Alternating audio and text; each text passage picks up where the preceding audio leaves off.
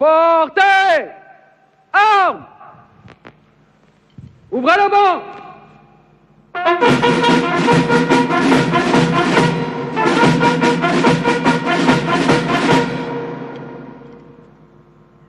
Excellences, Messieurs les Présidents, Mohamed Ould Cheikh El Ghazouani de la République islamique de Mauritanie, Président en exercice de l'Union africaine, Azali Ansoumani de l'Union des Comores, Adama Barrow de la République de Gambie, Oumarou Sissoko Embalo de la République de Guinée-Bissau, Brice Clotaire Oligui Nguema de la République gabonaise. Mesdames, Messieurs les chefs de délégation, Monsieur le Premier ministre, Monsieur le Président de la Commission de la CEDEAO, Mesdames, Messieurs les ministres et secrétaires d'État, Mesdames, Messieurs les membres du corps diplomatique, autorités administratives et locales, Monsieur le Président et les membres du comité de commémoration du 80e anniversaire, Mesdames, Messieurs les descendants des familles de tirailleurs sénégalais, distingués invités, chers corps citoyens, Mesdames et Messieurs. Avant tout propos, je voudrais vous remercier chaleureusement, mes chers frères présidents Ghazouani, Azali, Barrow, Embalo et Nguema, d'avoir bien voulu rehausser de votre présence cette première édition de commémoration de l'histoire tragique qui s'est déroulée ici à Thiaroye il y a 80 ans maintenant, malgré vos agendas chargés. Je remercie tous nos hôtes et je leur souhaite un agréable séjour au Sénégal. À travers vous, je salue vos peuples respectifs. Votre présence remarquée à nos côtés est le symbole fort de votre attachement à l'histoire que nous partageons. Grande est mon émotion en cette date et en ce lieu qui nous parle, où des héros africains sans défense, armés de courage, de dignité et de fraternité africaine, ont été froidement abattus. Il s'agissait là d'un massacre. 80 ans après ce crime de masse, le silence de Thiaroye est toujours aussi assourdissant. Les murmures venus d'outre-tombe nous interpellent avec fracas, pendant que l'ampleur de ce crime demeure minimisée et souvent même niée par certains milliers des héritiers de ceux qui l'ont commis. Sur cette terre blessée de Thiaroye résonnent encore les rafales sifflant au bout des canons, comme pour rappeler que l'horreur est toujours là, entière, immortelle. Des profanes comme beaucoup d'entre nous, jeunes et moins jeunes, se poseraient la question de savoir de quoi s'agissait-il exactement. Tellement la chape de plomb était fermement posée depuis trop longtemps pour tenter de rayer cet épisode fâcheux de notre histoire. Il s'agissait d'Africains, en majorité arrachés à leur terroir contre leur gré, pour aller combattre au service de l'empire colonial français d'alors. Ils formaient le régiment des tirailleurs sénégalais. Ils venaient presque de tous les territoires coloniaux d'Afrique occidentale, équatoriale et de l'Est, devenus au moment des indépendances 17 pays. Ils étaient du Bénin, ils étaient du Burkina Faso, du Cameroun, des Comores, du Congo, de la Côte d'Ivoire, de Djibouti, du Gabon, de la Guinée, de Madagascar, de la République centrafricaine, du Sénégal, du Tchad et du Togo. Longtemps ignorés et banalisés, ces tirailleurs ont pourtant bravé les épreuves pour aller combattre très loin de chez eux. Des conditions de voyage éprouvantes, entassés dans les cales des bateaux, aux champs de bataille où ils ne portaient que des tenues simples sans défense, jusqu'en 1943, quand les Américains les équipèrent, les tirailleurs ont tout sacrifié.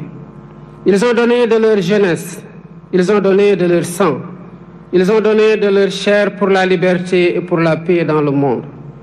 Excellences, Mesdames et Messieurs, malgré les pertes énormes sous les balles nazies, Les faits d'armes du régiment des tirailleurs sénégalais sont incontestables et ont grandement contribué à la victoire des Alliés. Qu'il s'agisse entre autres de la libération de la Tunisie, du débarquement à l'île d'Elbe, de la libération de Toulon et de celle de Paris, ils ont tenu leur rang en combattant de manière acharnée, parfois jusqu'au sacrifice suprême, pour conquérir une localité ou tenir une position. Ils méritent tous les honneurs, ils méritent notre respect, ils méritent notre admiration. Mais la suite de l'histoire est à l'inverse de ces immenses sacrifices consentis. À la place d'éloges et de reconnaissance, l'ordre fut donné de neutraliser ceux qui avaient enduré la ségrégation dans les prisons allemandes et la rigueur de la captivité. L'irréparable se produisit le 1er décembre 1944, ici à Thiaroye, quand le général Dagnan ordonna de tirer sur des innocents désarmés, dont le seul tort a été de réclamer le paiement de leurs indemnités, primes et autres allocations. C'était là un acte prémédité, visant à réprimer des revendications légitimes, à dissuader d'autres et à perpétuer l'ordre colonial. Le crime fut commis et les faits sont incontestables. Voilà le sort qui a été réservé à certains qui ont contribué à écrire dans le sang et la sueur la glorieuse histoire de la libération. Aujourd'hui, par devoir de mémoire, de vérité et de justice, nous ne pouvons oublier l'horreur des exécutions sommaires ici au camp de Thiaroye. Il est impératif de rappeler l'histoire, toute l'histoire, sans trop de mémoire. C'est ce qui fonde l'essence universelle des valeurs de paix, de liberté et d'égale dignité attachées à la nature humaine. Excellences, Mesdames et Messieurs, toutes ces raisons ont renforcé notre conviction de commémorer l'anniversaire du massacre de Thiaroye pour, d'une part, rendre hommage aux victimes et graver leur mémoire dans notre conscience collective, et, d'autre part, jeter les bases de la restauration de la vérité historique en mettant fin à l'omerta sur cet épisode tragique, omerta voulu et entretenu par l'autorité coloniale. Ce faisant, il ne s'agira pas d'une porte ouverte pour susciter le ressentiment ni entretenir la colère et la haine. Non.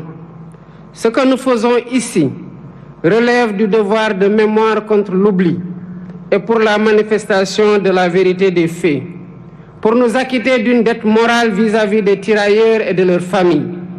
C'est pourquoi nous avons mis en place un comité international de chercheurs indépendants pour aider à la reconstitution exacte des faits et à une meilleure connaissance de cette séquence de notre histoire partagée avec la France. Pour faciliter les travaux de recherche, j'ai sollicité du président de la République française la mise à disposition de tout document d'archives pouvant contribuer à la manifestation de la vérité et leur collaboration le moment venu dans la localisation des sépultures et l'identification éventuelle des victimes. Je salue l'ouverture des autorités françaises actuelles qui ont accédé à notre requête pour la manifestation de la vérité. Ainsi, avant cette commémoration, des membres du Comité international de chercheurs se sont rendus en France et ont eu des séances de travail avec les autorités françaises et les responsables des sites où sont présumées gardées les archives manquantes. Les recherches se poursuivront après la commémoration. La France vient également de franchir un pas important dans la restauration de la vérité, grâce au président Emmanuel Macron, qui m'a adressé une lettre il y a 3 jours pour assumer que les événements de Thiaroye en 1944 ont abouti à un massacre. Je salue son courage moral. Par ce geste, la France accède à une vieille et légitime demande de reconnaissance. Il s'agit d'une avancée appréciable dans le processus de réhabilitation de l'honneur et de la dignité des tirailleurs victimes à la suite de la déclaration du président François Hollande au cimetière de Thiaroye le 30 novembre 2014, quand il saluait, je cite, « la mémoire d'hommes qui portaient l'uniforme français et sur lesquels la France avait retourné les fusils ». Toutefois, il reste encore beaucoup de zones d'ombre de cette histoire, notamment le nombre de tirailleurs exécutés. Deux rapports contradictoires des autorités coloniales parlent de 35 et 70 morts, pendant que d'autres témoignages évoquent des centaines de morts et de nombreux blessés. Les archives réclamées permettront, d'après les chercheurs, de savoir comment on en est véritablement arrivé à la tragédie de Thiaroye, d'avoir une lecture plus fidèle de l'état d'esprit des tirailleurs rapatriés, de leur nombre exact, de leur identité, de leurs origines, des lieux où ils sont enterrés, des épreuves endurées, des frustrations et humiliations subies, ainsi que du montant qui est dû à chacun. Ce travail est complexe. C'est pourquoi je lance un appel aux acteurs étatiques et non étatiques de tous les pays concernés, y compris la France, aux historiens et chercheurs de tous bords, afin de joindre nos efforts pour porter un regard lucide sur cet épisode sombre de notre histoire commune. Excellences, Mesdames et Messieurs, identifier les victimes et situer les responsabilités est essentiel pour ouvrir la voie à une réconciliation sincère. C'est l'occasion pour moi de rendre un vibrant hommage à tous les Africains et non-Africains qui se sont toujours battus pour que l'histoire des tirailleurs et du massacre de Thiaroye soit préservée de l'oubli et de la falsification. Je pense aux précurseurs, aux hommes et femmes politiques. Je pense aux intellectuels, écrivains, poètes, cinéastes, artistes. Je pense aux bonnes volontés, personnes physiques et morales. Sans la synergie de tous ces efforts, le combat pour la justice et la vérité n'aurait pas prospéré. Mais cette vérité exige encore d'être pleinement révélée, transmise et reconnue. Nous devons encourager cette dynamique pour restaurer la mémoire et la dignité des tirailleurs sénégalais. Pour ma part, j'initierai plusieurs mesures de réappropriation de cette histoire commune avec 16 pays africains frères. Premièrement, un mémorial en l'honneur des tirailleurs sera érigé à Thiaroye pour servir de lieu de recueillement et de mémoire ouvert à toutes les nations dont ils étaient originaires, ainsi qu'au public. Deuxièmement, un centre de documentation et de recherche dédié aux tirailleurs sera érigé pour conserver la mémoire. Ce centre recueillera des archives, témoignages et récits, tout en soutenant la recherche et l'éducation autour de cette histoire partagée. Troisièmement, des rues et des places porteront le nom de cet événement tragique, de ces soldats, pour inscrire leur sacrifice dans notre quotidien et notre histoire collective. Quatrièmement, l'histoire de Thiaroye sera enseignée dans les curricula éducatifs. Ainsi, les générations futures grandiront avec une compréhension approfondie de cet épisode de notre passé. Cinquièmement, la journée du tirailleur est désormais fixée le 1er décembre de chaque année, jour de commémoration du massacre de Thiaroye. Excellences, Mesdames et Messieurs, l'histoire de la guerre et des répressions armées n'est jamais ordinaire. Elle est rarement racontée de façon intégrale. Ce fut le cas de la Seconde Guerre mondiale et surtout ses conséquences dans les colonies qui connurent des répressions innommables. Thiaroye 1944, Sétif et Guelma en Algérie en 1945, Hanoï et Haiphong au Vietnam en 1946, Madagascar en 1947, Douala au Cameroun ou Dimbokro en Côte d'Ivoire en 1948-1949 et bien d'autres lieux. Chacune de ces histoires vit en nous par l'exercice mémoriel, ce qui nous rend fiers et reconnaissants envers nos anciens combattants. Rendre hommage à ces tirailleurs n'est pas seulement pleurer nos martyrs, c'est porter leur combat et en faire un levier pour réinventer nos rapports avec nous-mêmes, avec notre histoire et avec les héritiers de ceux-là qui ont été les auteurs de la tragédie. C'est dire au monde que les tirailleurs sénégalais n'étaient pas des mercenaires, mais bien les défenseurs d'une dignité humaine universelle. C'est proclamer haut et fort que cette dignité, si longtemps bafouée, ne sera jamais, plus jamais sacrifiée sur l'autel du silence et de l'oubli. Le massacre de Thiaroye est une blessure, mais il est aussi une leçon qui nous enseigne que la fraternité, l'unité et le refus de l'oubli sont les armes les plus puissantes dont disposent les peuples libres pour écrire leur avenir.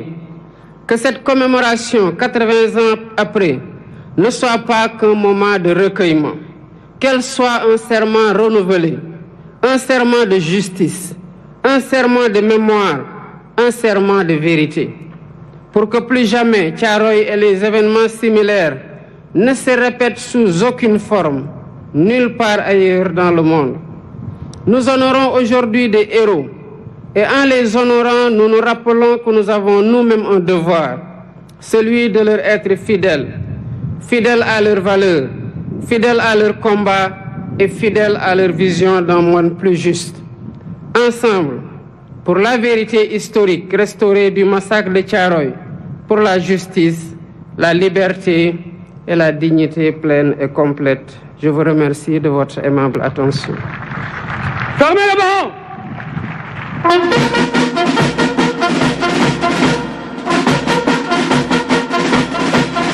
Présentez! Armes! Vous venez de suivre le discours du... Allô? Voilà, donc vous venez de suivre...